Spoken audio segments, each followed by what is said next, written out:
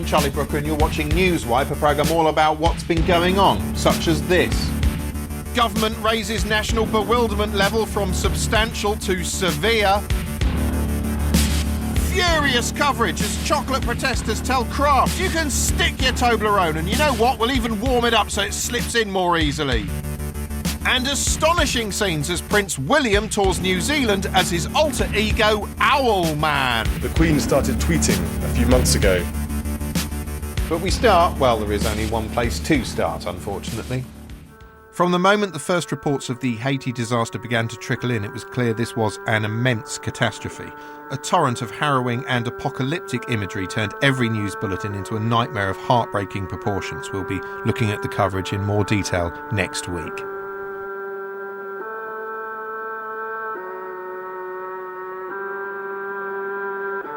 Anyway, at a time when the bulk of the news is taken up with an immense humanitarian disaster, what is a dumb, topical show like ours, which thrives on taking the piss out of news coverage, supposed to do? Well, what does the news do when it's short of suitable things to cover? There are plenty of stories the news can practically just pluck off the shelves, ready formed. Here are just a few of them. Controversy. Controversy is a gift for the news because by reporting on the controversy, you help feed the controversy, which means you can then do a report on how this controversy is growing by the hour. A good recent example is the case of radical cleric Anjem Choudhury. Recently, Choudhury and Islam for UK said they wanted to stage a protest in which 500 demonstrators carrying empty coffins to represent Muslims killed in Afghanistan would march through the symbolic town of Wooton Bassett. Now, this was merely an announcement, but because Choudhury, seen here relaxing on the plush GMTV sofa like he's Joe Swash, has recently become a minor rent-a-jihadi gob media figure, his proposed march became big news. Soon after it was announced, it was all over the papers, while TV reporters hit Wooton Bassett to urgently canvass opinion. And the other issue here that many have voiced to me is that this was all a publicity stunt. All Mr. Choudhury really wants is publicity. Come on, it can't just be a publicity stunt. The news wouldn't fall for that. Meanwhile, back at the studio, it was the subject of an illuminating yes-no debate. All this is really a publicity stunt. Now, come on, it can't just be a publicity stunt. That would just provoke friction and outrage between Muslim people and others in Britain. One of the aims of his group is to provoke friction and outrage between Muslim people and others in Britain. Yeah, well, thank God the news isn't helping with that.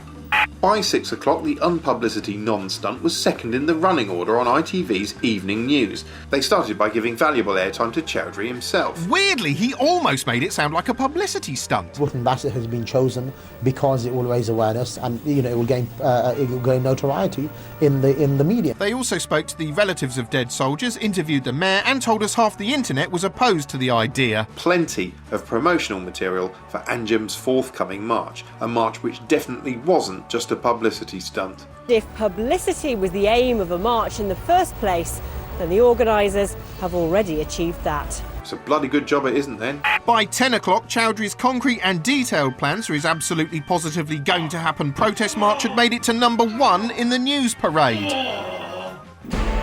Anger and revulsion at plans by Muslim extremists to take their protest to the streets of Wooton Bassett. As the bearded unfunny man's face loomed large on the deck of the USS Newsy Prize, we were told the march looked set to cause upset, conflict and division. Of course, causing conflict, upset and division was presumably the last thing on ITN's mind when it gave Choudhury more airtime by putting him in a room with a man who'd lost his son in Afghanistan and filming the inevitable subsequent row. So, Juliet, a lot of upset already. Can this march really take place? Can it take place? Come on, it's not just some publicity stunt, you know. I think there's extremely little chance that it will. What? The reality is they haven't asked for permission. No?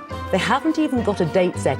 What? It's merely an aspiration at the moment. Whoa, no permission, no date, only an aspiration. You're talking as though this whole march thing was just the absurd pipe dream of some bunch of jobless, hype-hungry bellends all along. When I talked to Mr. Choudhury earlier today, he said he was both privately amazed and really quite delighted that two little words, as he described them, Wooton Bassett, had afforded him this level of publicity. Well, like in a publicity stunt. This march was clearly never going to happen. It was just a provocative wish, as deliberately incendiary as a member of the BNP saying they were going to build a mosque out of bacon in the centre of Bradford. But by merely suggesting something outrageous, Anjem and co were granted thousands, possibly millions of pounds worth of free publicity. In news terms, he'd given good story. Trouble is, that meant an extremist, about as representative of Muslims as Nick Griffin is of the English, temporarily became the primary face of Islam, causing a level of public and tabloid anger far greater than the size of his following, as moderate Muslims were keen to point out in a reflective and well-balanced report on ITN. They represent a very, very small proportion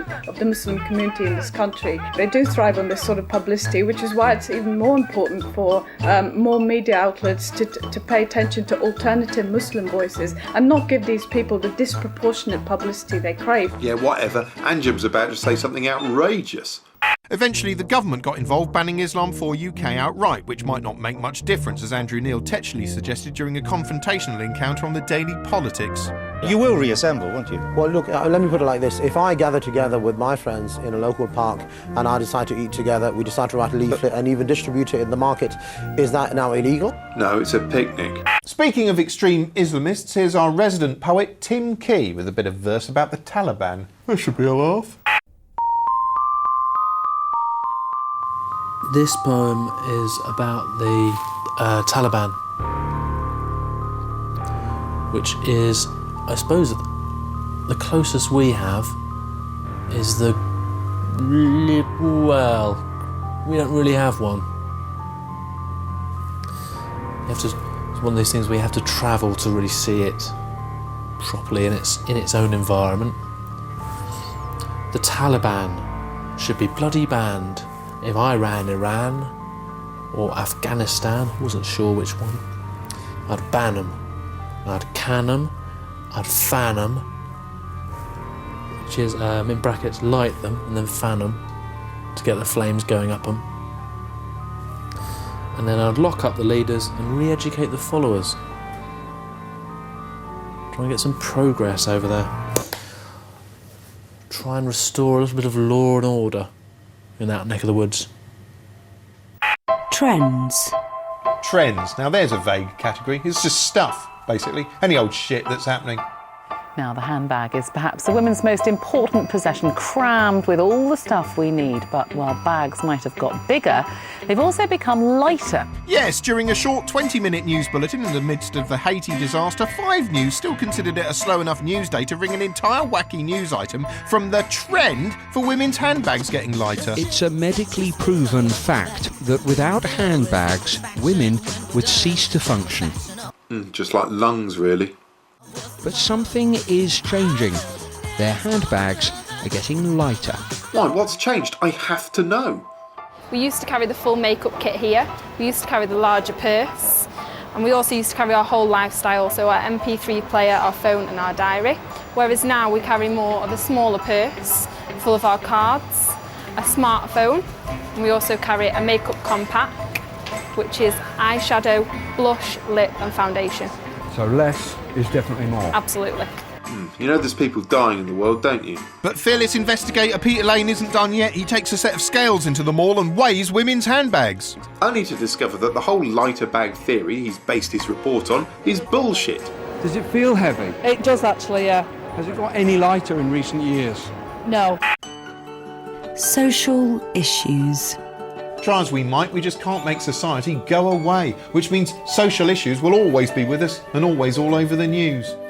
ITN recently managed to wring a whole week's worth of material out of the hoary old problem of nightmare neighbours, with a series of special reports exposing the depressing truth about ASBOs. This focused on one troublesome family in particular, detailing their identities and their activities in the style of a CIA intelligence briefing explaining an episode of Shameless. Members of your family saying, fatty this, fat slag, things like that? Total and utter rubbish. How would that make you feel if every time you left your house you were called something like that? What's in a name? What's in a name? If every time you left the house you were insulted like that, how do you think you would feel? I love it when news at 10 boils down to 2 blokes squabbling incoherently on a pavement. I grew up in school getting names called at me. That doesn't make it right, I know it Mr. doesn't Gill. make it right, but at the end of the day... This is a bit like watching a play written by a dog. How does it feel to be at the head of a family where most people have got ASBOs? Not more... It's annoying. Here's one we made earlier. If all else fails and you've still got airtime to fill, you can go out and make up your own news. Just put a reporter there and get him to do anything. It'll do. Who needs to ask questions if you can read people's minds? Yeah, but who needs to read people's minds if you can ask them questions?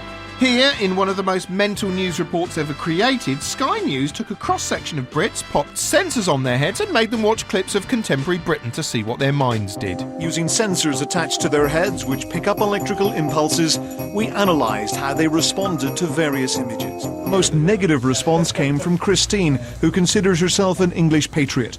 Her graph revealed a strong dislike of various ethnic scenes. You know, various ethnic scenes was actually the working title for Slumdog Millionaire. Look at the contrasting brain maps. On the left is when Christine was looking at Muslim women wearing veils. On the right was when she saw a Union Jack. Just as well they didn't show her Anjem Chowdhury. The sensor might have exploded. It's nice to have diversity, but people should try and get along and mix in more. Well, you're certainly doing your best to mix in with your mad hat. As you can see, TV news journalists aren't just journalists, but little filmmakers, and the tools of their artistic trade have grown more powerful as time has gone by. Early news reports were painstakingly constructed using cumbersome equipment, which meant the resulting films themselves were often quotidian, murky, shoddily framed snooze fests about brown rivers and closing factories, although on the plus side the reporters were bloody sexy. To make matters worse, the manager of the local employment office says that in the jobs for which the people here are trained, that's weaving and winding, the prospects of finding similar work in Skilmersdale are non-existent. As technology improved, news reports became snazzier, more mobile, more visually playful. Before long, a standard news report visual language established itself, one that's immediately recognisable to anyone. Me has this report. It starts here, with a lacklustre establishing shot of a significant location. Next, a walkie-talkie preamble from the auteur, pacing steadily towards the lens, punctuating every other sentence with a hand gesture and ignoring all the pricks milling around him like he's gliding through the fucking Matrix, before coming to a halt and posing a question. What comes next?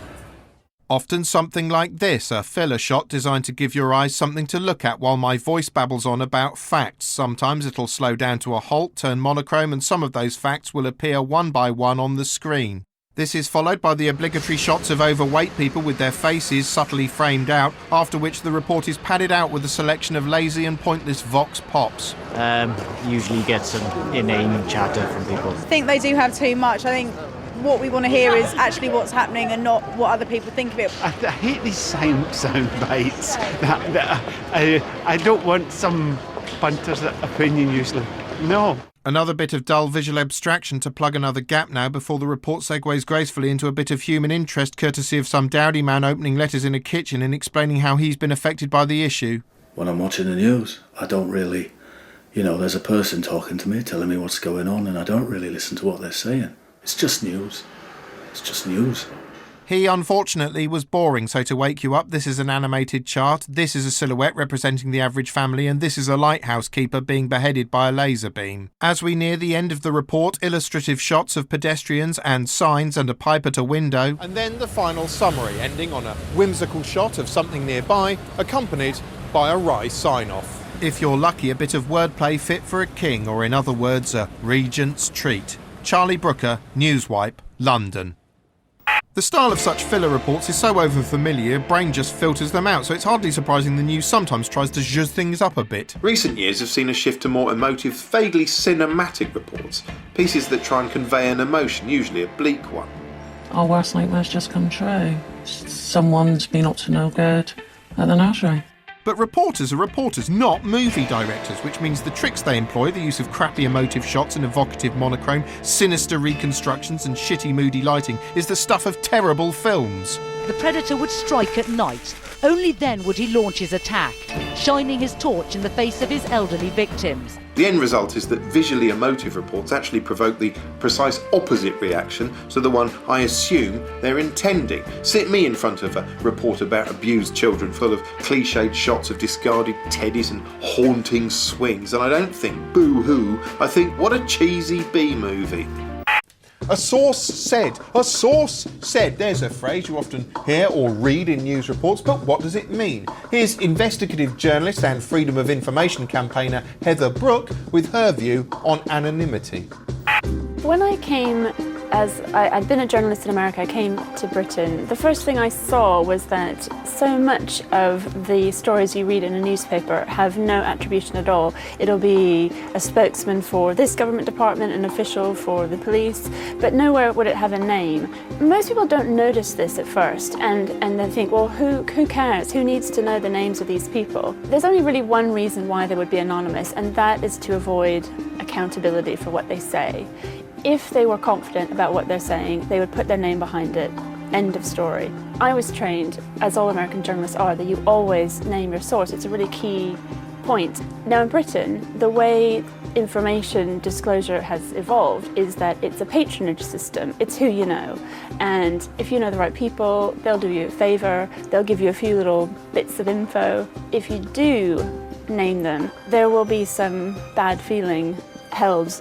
If you were a parliamentary lobby correspondent, for example, you'd quickly find that people would stop speaking to you. The danger is that because they know their name is not going to be linked with that statement, there's a temptation to bend the truth, to misrepresent the truth, sometimes to just outright lie. Probably the best known example is John Charles de Menezes, the Brazilian electrician who was shot to death in Stockwell Tube. The first thing that happened was some anonymous police spokesman realised it was a mistake. But what they did was they started to run a lot of erroneous information.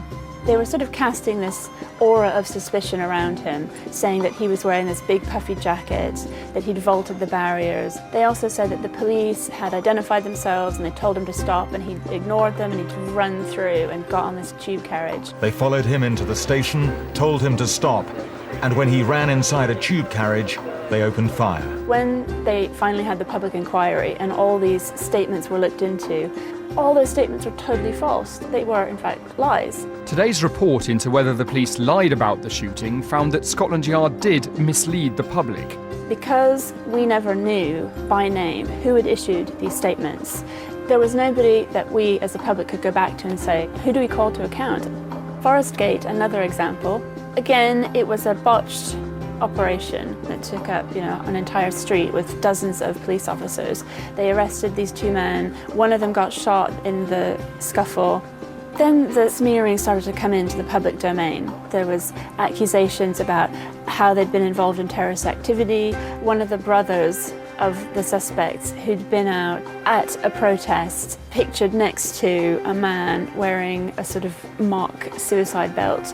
And obviously the implication is these are the kind of people we're dealing with. Out of nowhere came this really bizarre accusation that one of the brothers had accessed child pornography. A computer seized then was examined and allegedly contained photographs of child abuse downloaded from the internet.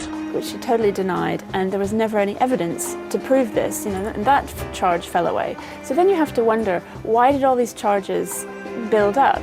Anonymous sourcing allows that kind of smearing to happen.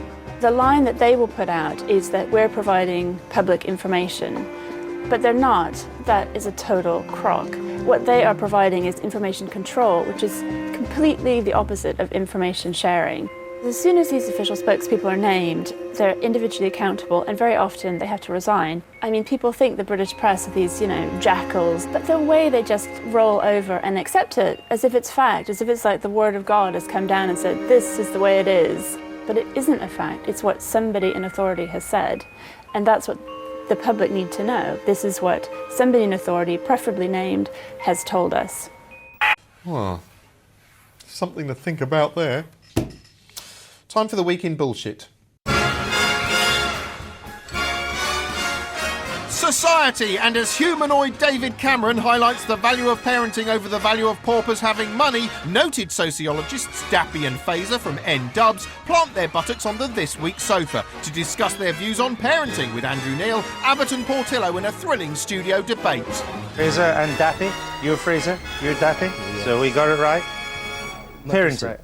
Almost right. Fazer. Oh, Fazer. Fazer. Ah, Yeah, I like it. How are you guys? We're here. Yeah, we're great. Good. Well, this isn't awkward at all. Anyway, come on, parenting. One piece of advice I'll give to any parents at the moment, if your child has any sort of talent or anything like that, just make sure you 100% back him. Encourage it. The whole way. Yeah, that is good advice. Parents, you should back your kids. Don't just lock them in a dungeon and deprive them of food and water. Back them. The wide-ranging chat moved on to cover Northern Irish politics. I'm actually kind of shocked at the MP's wife and what's happened with the whole 19-year-old Shocking, thing. isn't it? I have to intervene in that. I think it's absolutely... Now you're taking the moral high ground. But the very next day, it turned out Dappy might not occupy the moral high ground at all, as it turned out he'd sent threatening messages to a woman who texted the Chris Moyles show to call him vile. As if the poor woman hadn't already suffered enough listening to Chris Moyles. This was ironic, since N-Dubs recently got plenty of coverage for fronting a government anti-bullying campaign. Still, if Dappy gets annoyed at being called vile in a text message, imagine how disrespected he'd feel if we put his photo on the screen and called him a 2-foot prancing mosquito-voiced little titamaboo in a baby's hat and a nincompoop and a twerp and a twit and an oath and a git and a... Royalty! And as Owlman tours New Zealand, 5 News excitedly captures jubilant scenes of him meeting people's offspring. She met Prince William and he said how pretty she was, but he said he couldn't kiss her because of royal protocols. Maybe you just didn't fancy it. But it wasn't all fun, as he suffered a minor injury while playing with some kiddie winks. Somebody threw a ball and it hit him, didn't it? Yeah, me. Was that you? What happened? Oh, I hit him in the nuts. Oh, well, there goes the Windsor dynasty. Health. Health is a reliable source of filler because it affects literally every body, and each week there's something new that will kill you. Yeah, try and stay calm, because what you're doing now could kill you, according to this sobering CBS News report about a man who suffered a heart attack after years of TV viewing. With every hour of television watched, there was an 18% increased chance of dying from heart disease. So every hour counts. There's something to think about next time you're watching Waterloo Road. So, 90 seconds of valuable news time filled, and what have we learned? Well, we've learned that laziness is bad for you, and that if you want to survive, you're going to have to spend the rest of your life, like Captain Cardiac here, desperately paddling away on a fitness machine, like a rat in a lab, repeatedly hitting a pedal for vitamins and air. But TV isn't the only menace. Butter is deadly too. So deadly, a leading heart surgeon recently called for it to be banned. This is fierce stuff in a nation of butter eaters, isn't it? I'll say we can't get enough butter in our office. We're butter mad. Can we have just a little bit of butter on our bread? No, Turnbull, you can't. And just to clarify, you're not being paid by any low-fat spread manufacturer? Oh, no. This is just my passion. What, you've got a passion for banning butter? But while the doctor isn't receiving payment from any low-fat spread manufacturers, KTB, the whizzy website-owning PR company which brought his comments to the media's attention in the first place, is.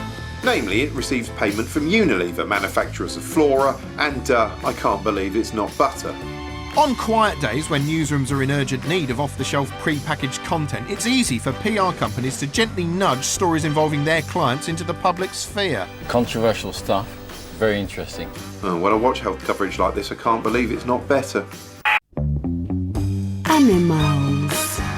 Animals are almost as funny as foreigners. They're definitely cuter, which is why we cry when we run them over, which isn't the case with, say, Italians. Chihuahuas are often the dog of choice for celebs who want a handbag-sized hound. Which sounds like justification enough to send the incisive and brilliant Peter Lane to look at a small dog. How small is she, Pete? Lulu and a tin of beans. Lulu and a cup. Lulu and the TV remote control. Well, I hope this is the start of a 2-hour dog-sized comparison special. And if you're struggling to picture Lulu's weight, she's exactly the same as this bag of pasta. The unseemly war of words between Conan O'Brien and Jay Leno may have sparked interest in the US media of late, but one man who'll be distinctly unimpressed, whatever the outcome, is our American correspondent and drunk, Doug Stanhope, who's coming up now.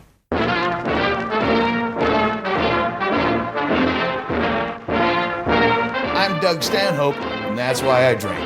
You know, more Americans get their news from late-night comedy talk show hosts like Leno and Letterman than any other news source. I don't know if that's true, but I've been told that. They say time plus tragedy equals comedy, and the networks have figured out how to boil that amount of time down to about 5 hours.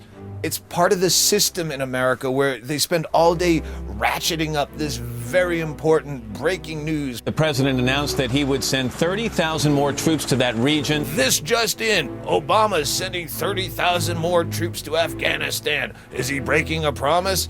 I'm Shepard Smith. The news starts with deployment orders for war. And by 11 o'clock at night, some late-night buffoon in a suit comes on and tells you the exact same news stories, only he's got a funny punchline.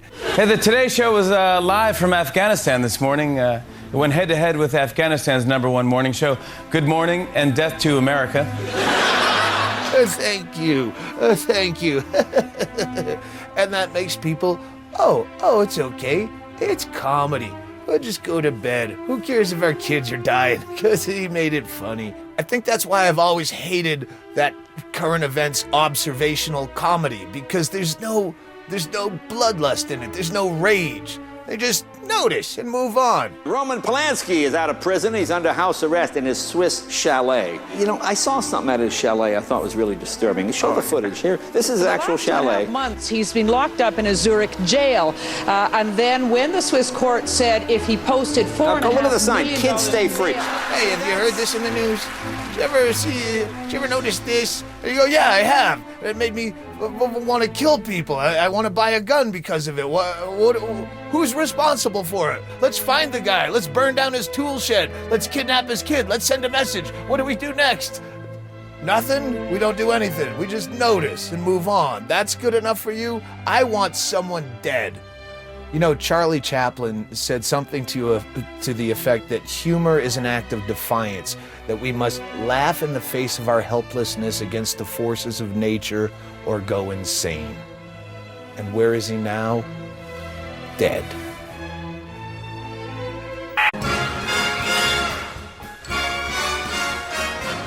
Music! And Sky News' Jeremy Thompson shows off his cool street lingo during a live discussion about Susan Boyle's glaring lack of a Brits nomination. She, in a way, has been dissed by this.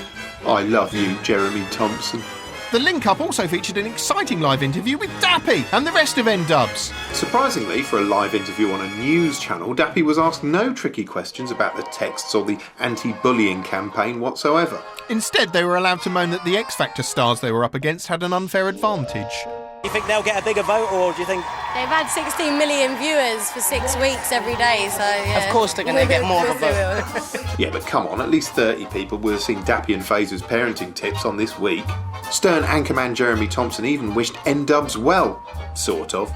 Thank you very much indeed, Steve, and best of luck to N-Dub, who he was just speaking to there. Yes, best of luck to N-Dub. He's hoping they beat Julus. Yes, Julus, who Sky also spoke to, together with Ernest's singing ice cream cornet, LaRue. In case you don't know who LaRue is, she's basically Jedward for people who hate music. And that was that. It was a glittering showbiz triumph for Sky. Which ended with possibly the most astonishing segue in news history. Thanks, Steve. More from there later.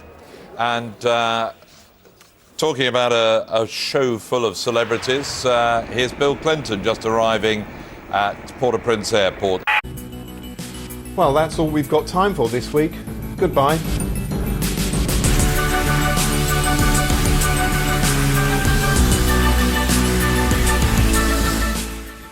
And the TV moment we've all been waiting for will be finally upon us tomorrow evening.